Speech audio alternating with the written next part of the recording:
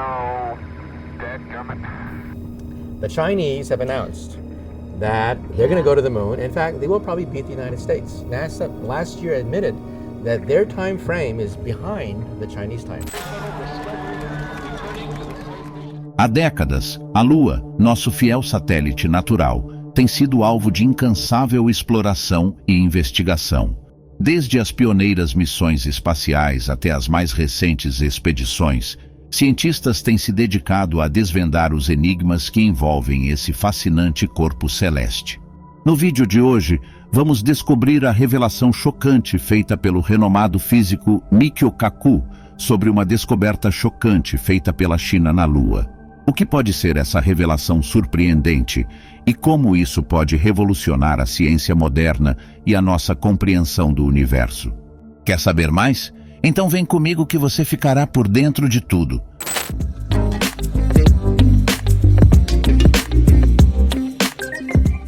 Olá pessoal, tudo bem?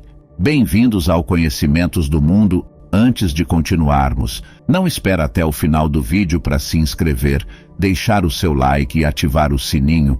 Isso ajuda demais a nossa equipe.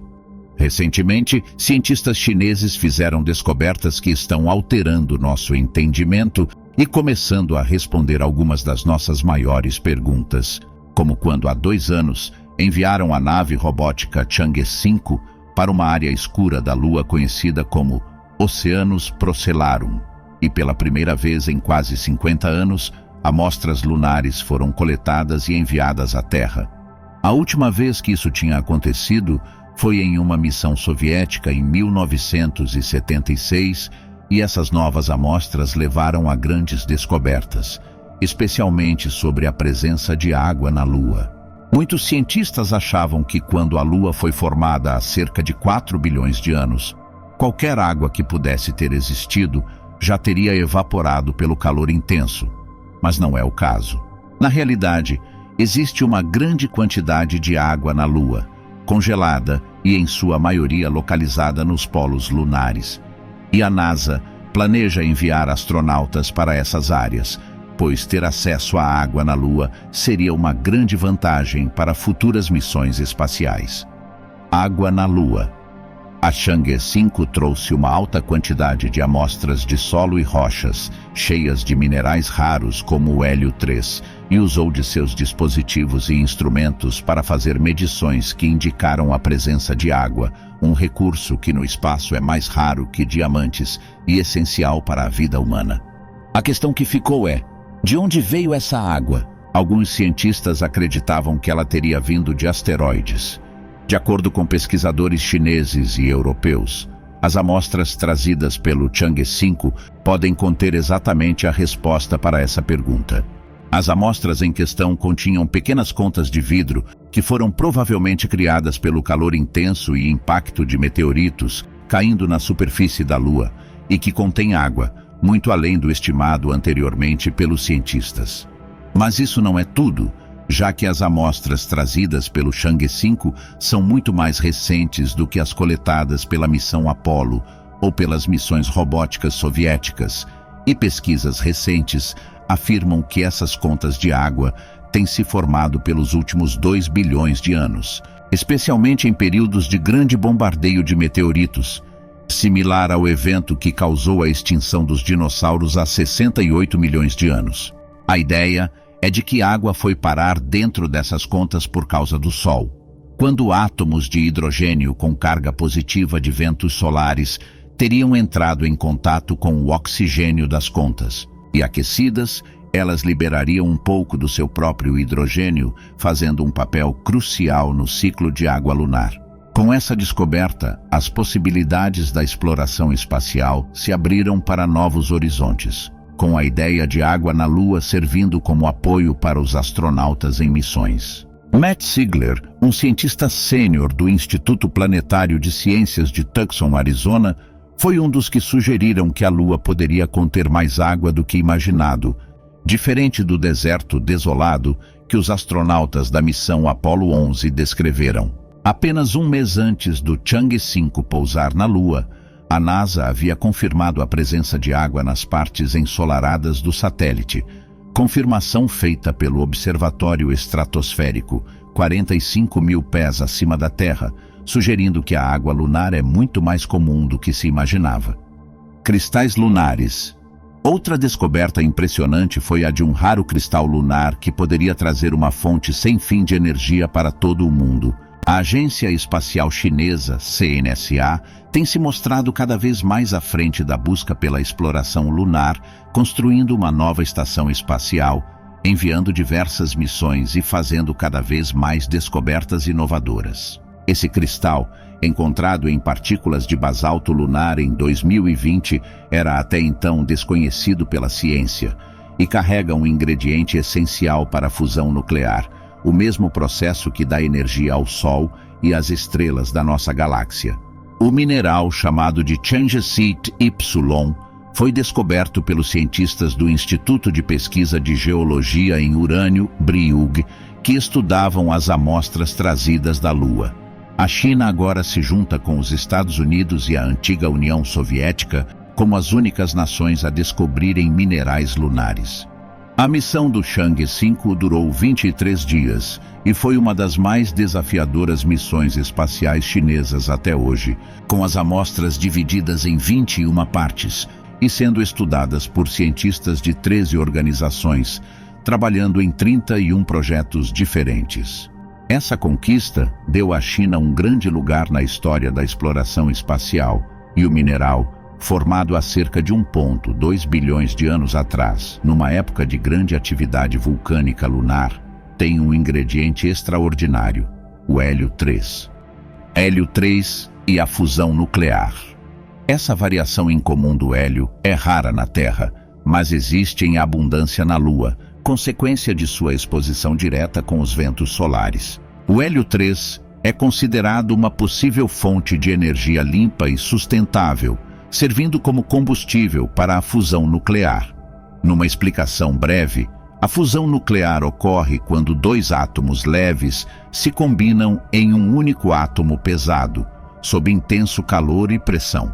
O hélio 3 é especial porque produz menos radiação e lixo radioativo do que os outros elementos, fazendo dele uma fonte mais limpa de energia. Atualmente, as nossas usinas nucleares produzem não apenas eletricidade, mas também radiação, que resulta na tarefa complicada de lidar com urânio, plutônio e outros dejetos radioativos. Se nós conseguirmos usar a energia do hélio 3 para a fusão, poderemos estar indo de encontro a um futuro mais limpo, eficiente e sustentável. Apesar de ainda não termos um reator eficiente para capturar seu potencial, a descoberta do hélio 3 deu largada para uma nova corrida espacial de exploração lunar, na qual vários países e empresas privadas demonstraram interesse em minerar a Lua, nos empurrando para uma era na qual a ideia de explorar os minérios lunares não é algo vindo de ficção científica, mas parte da realidade. Embora ainda seja cedo para dizer um valor para esse material, sabemos que não vai ser barato, já que apenas 25 toneladas de hélio 3 seriam suficientes para dar energia para todos os Estados Unidos por mais de um ano, de forma que o elemento já tem um valor estimado de 3 bilhões de dólares por tonelada. Material desconhecido na superfície lunar.